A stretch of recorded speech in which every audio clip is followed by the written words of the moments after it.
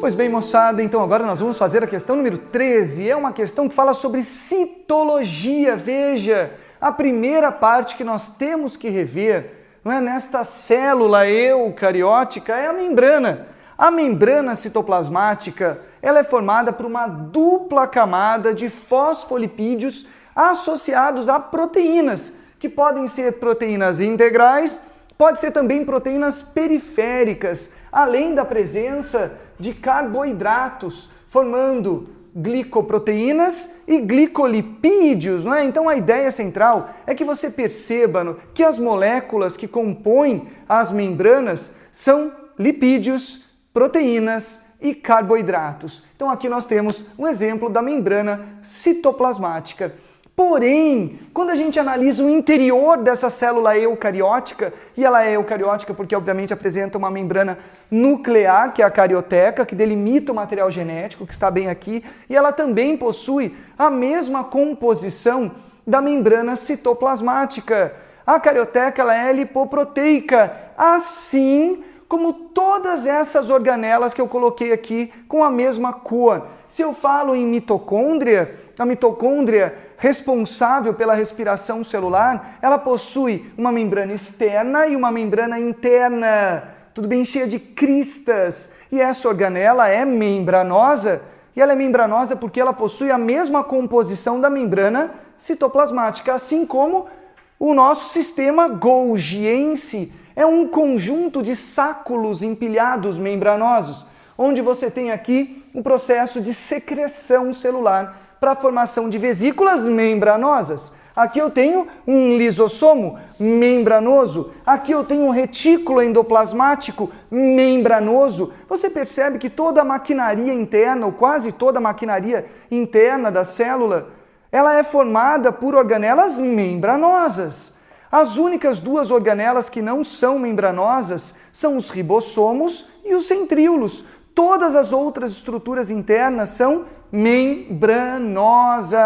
Lembrando que aqui nós podemos ter, por exemplo, um retículo endoplasmático não granuloso, não é? Onde não há presença de ribossomos.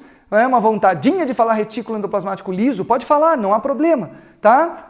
E aqui você pode ter também a presença de ribossomos aderidos à superfície do retículo. Portanto, você vai ter aqui um retículo endoplasmático rugoso ou granuloso ou granular.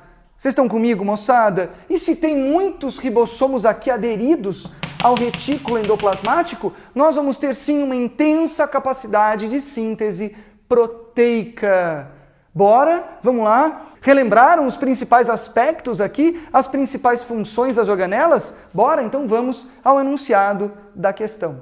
A questão número 13 diz assim: a tabela apresenta as porcentagens de membrana plasmática e as porcentagens de membranas de algumas organelas em relação à extensão total de membranas presentes em um hepatócito, que é a célula do fígado, em uma célula exócrina do pâncreas, tá bom? Que o pâncreas temos no pâncreas a porção endócrina, que libera insulina e glucagon, e temos a porção exócrina, que vai liberar o suco pancreático na porção inicial do intestino delgado ali no duodeno, tá? Então olha só, nós temos uma tabela, fica fácil a leitura aí, não é? Para você, por favor. E a letra A diz algo mais ou menos assim: como é possível a membrana plasmática apresentar, em relação à extensão total de membranas presentes nas células, uma porcentagem menor do que a maioria dessas organelas, dessas respectivas células? Então, qual é o plano? Você tem aqui, olha só, um caminho apenas só, uma membrana contínua. Tudo bem que a membrana citoplasmática, mas olha só a quantidade de membranas internas aqui. Pense no retículo endoplasmático, por exemplo, que é um conjunto de canais membranosos. Se a gente somar toda a extensão dessas membranas que compõem as organelas, certamente elas terão uma extensão maior do que a própria extensão da membrana citoplasmática que reveste a célula. Vocês percebem o que eu estou dizendo? Porque é um conjunto de sáculos empilhados, é um conjunto de canais membranosos que se multiplicam dentro da célula, obviamente, para criar condições de transporte de substâncias, condições de realizar a secreção. Então, se a gente somar todas essas superfícies membranosas do retículo endoplasmático, pode ter certeza que será maior do que a extensão da membrana da própria célula. Tá bom? Bora? Qual das células sintetiza mais proteínas? Olha a tabela. Olha a tabela. Tudo bem? Qual das células tem um retículo endoplasmático granuloso mais desenvolvido?